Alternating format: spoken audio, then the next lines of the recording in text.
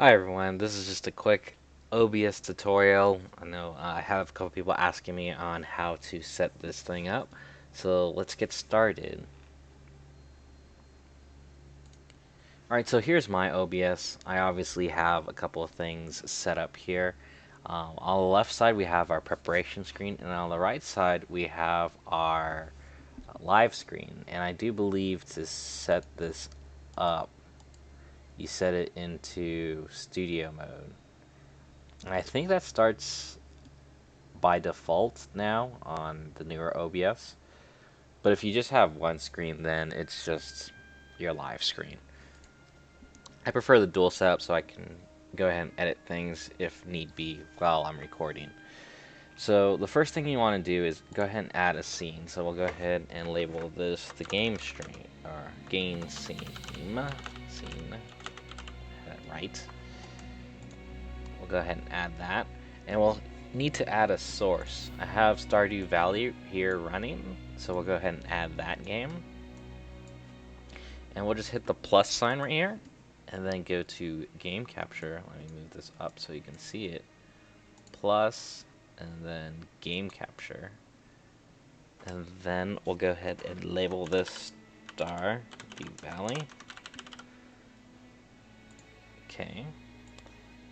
And right now my application is actually not in full screen, so that's why you don't see anything here. So I'll go ahead and uncheck that. And we'll go ahead and go by executable name. We'll search for the game right here, Stardew Valley. Click that, and you'll see Stardew Valley right here. And we can add a whole bunch of other things here, but for now, you can play around with those as you want, but for now we don't need that. Click OK.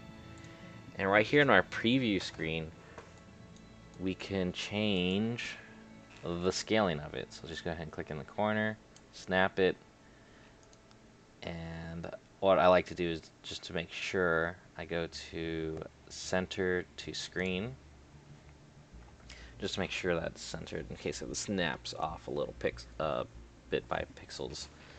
So we have that ready. So let's go ahead and transition to this scene being live.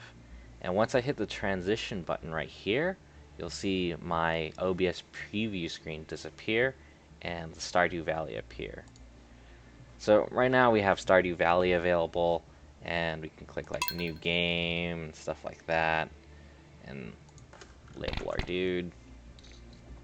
And basically that's how it all works. And if you want to go back to your other scenes, just go to select a scene. Or I'll go back to my web browser. You can select a scene. Right here's my game scene. And I can go to my starting screens right here, which has my name and the background. And this is what I usually exit on as well. And then you just click transition, and it'll transition from this scene over. So always remember, select the scene you want first, and then click transition. Right. And let's go ahead and go into some other details about this thing. You can click here on settings. And for settings, for recording anyways, you want to make sure there's a few things you get right off the bat. So first things first is output. You want to save your correct recording path. Mine is just on my Z drive right here, which is just my data dump drive. And then you have your recording quality. I do believe it defaults the same as stream. And you definitely don't want that, because that's never very good quality. You want at least high quality or more. And then you have your recording formats here. And I find that MP4, MKV, and FLV kind of work very well to uploading to YouTube. MP4 is just probably the better one of all of them, so I select that one. Especially if you're going to some editing software. Whatever your editing software is, you want to use that. MP4 is pretty friendly for most editing software, so that's a safe bet. And then you can select your encoder right here, which is pretty limited, unfortunately, for my computer. So you have that. Another thing you should check is your audio right here. And I do display sometimes sound through two different sources, and you may want to set up your secondary device, right? So you may want your headset, for example, to be in device 1, then you want your speakers to be set 2. So that way you can get a mix of both audios. And you can do that with the microphone too if you have multiple microphone setups. But for now, I'll set this one to default and this one to my headset. Actually, no, I'll just do it headset and then desktop. And you can set your sample rates right here in stereo or mono, and also your mute buttons and all that jazz. So once you have that audio setup all figured out, and you can see right here the audio setup, you can see my mic going, and you can hear the desktop music in the background. So let's go ahead and select video.